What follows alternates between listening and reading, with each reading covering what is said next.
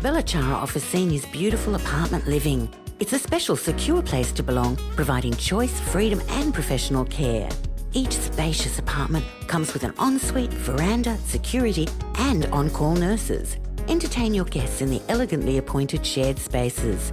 Our vibrant activities program will keep your mind and body active. Belajar welcomes new residents. Call us today on 5202 5300 for a personal tour. Welcome back to News Geelong as we turn to bowls now, and we're going out to the very popular Belmont Bowls Club and their skip David Ross. The Belmont Bowling Club today, it was the home team taking the points against a very determined Leopold. But David Ross's rink leading the way, 35-13, wonderful win and a good round effort by the four players, David. It was a very good team effort, Graham, under very, very trying conditions today. The weather early was very, very warm and the wind was swirling and made conditions very difficult. But the boys stuck to their guns and played very good bowls. And it was a bit of a on-again, off-again situation with the hot part of the afternoon starting up and then the cool change with that very strong southerly coming through. Yes, it was, Graham. We had to stop there for a few moments at one stage, and when the temperature got above 36 degrees, and wait till it dropped down. But once the cool change came through, conditions as far as weather-wise were quite pleasant, but the gusty winds made it very difficult. Particularly when you were bowling from the northern end, and it seemed to, well, for our viewers, you were pushing the bowls across the head. It was. The wind was sort of chopping the tanks down the side of the green, sort of give it a little bit of protection. But once the bowl gets outside of that, the wind picks it up, and it was made things very difficult. And for Belmont, another win confirming third place on the ladder. A good position to be going to, heading towards a half-time mid-season break. It is, Graham. It's a good position to be in. We set ourselves at the beginning of the year to try and make the final four, and we've still got a long way to go. But if we can continue to consolidate over the next couple of rounds, with 2 rounds before Christmas, and then the break, and then come back after Christmas and settle down for the last 5 games. And David, we know that confidence is a large part of the game, but also the consistency. And Belmont seem to be playing very consistent bowls across all 4 rinks in Division 1. I think that's part of the 16 in the team, Graham, that we all gel together pretty well, and everyone plays for one another, and it's very important that the 16 players across all rinks combine and have bowls in the head, and it makes it a lot easier. Of course, probably the highlight of the last end was your attempt to try and take the kitty out with both balls. Yeah, it's not very successful, but getting a result. And certainly in bowls, luck certainly has a lot to do with it, and it certainly ran our way today. Thanks for that, David. Now we're going out to my old mate Ken Gannon out there at St Joseph's Cricket Club. The picturesque Russell Zampatti Oval today in Geelong Cricket Association Division 1 sees St Joseph's taking on Leopold, 6 playing 7, and joining us, the president of the St Joseph's Cricket Club for 11 years, and the former great opening bat himself, Ken Gannon. A great day for cricket, Ken.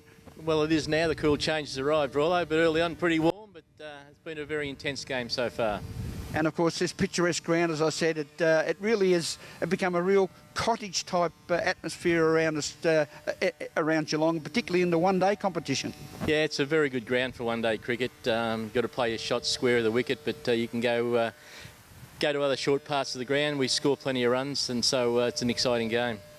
A very important game for today. 3 teams placed on 18 points. East Belmont on 18, Newtown and Sewell on 18, St Joseph's on 18, Leopold on 16. So to take this game as the last game before Christmas break is very important ladder-wise. Yeah, this game and then the one-day game, of course, on the 22nd. Both games we have to win.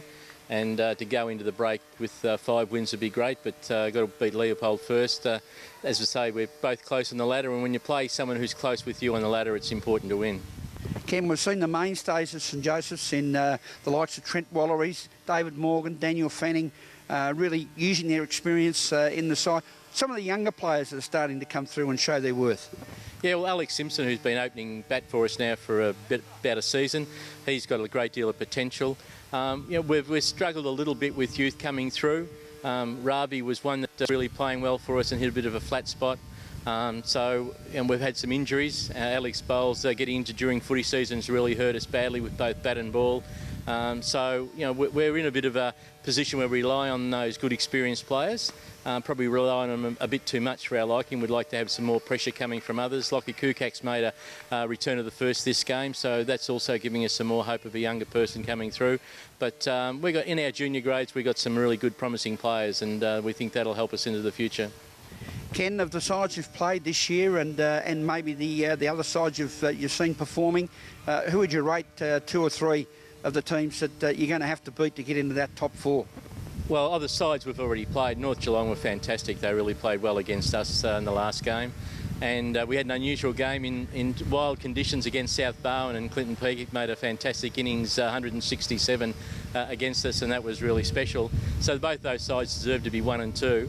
But we've just got to continue to beat the teams that are around us. On the ladder, as you can see, Newtown ourselves, East Belmont, we're all close. Leopold just behind us.